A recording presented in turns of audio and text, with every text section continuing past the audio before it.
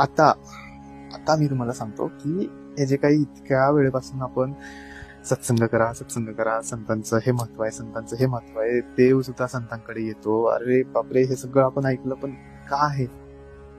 ठीक आहे, बऱ्याच गोष्टी तुम्हाला साध्य होतात, पण एक गोष्ट आहे ना, मला इथे तुम्हाला सांगायची वाटते की काय होतं सत्संग तुम्ही केल्यानंतर, काय होतं. त्यासाठी एक गोष्ट जरा आपण इथे चर्चा करूया की विवेक म्हणजे काय, बुद्धी म्हणजे काय, ज्ञान म्हणजे काय, हे तर तुम्हाला माहिती आहे, पण विवेक म्हणजे काय? कुणाला सांगावंसं वाटत असेल तर प्लीज कमेंटमध्ये सांगावं. चांगलं आणि वाईट याची ओळख करण्याची कुवत म्हणजे विवेक. ठीक आहे, विवेक म्हणजे बुद्धीचा ऑडिटर आहे. लक्षात घ्या, तुमचे बुद्धीने सुद्धा घेतलेले सगळे निर्णय योग्यच असतील असं बिलकुल नाही.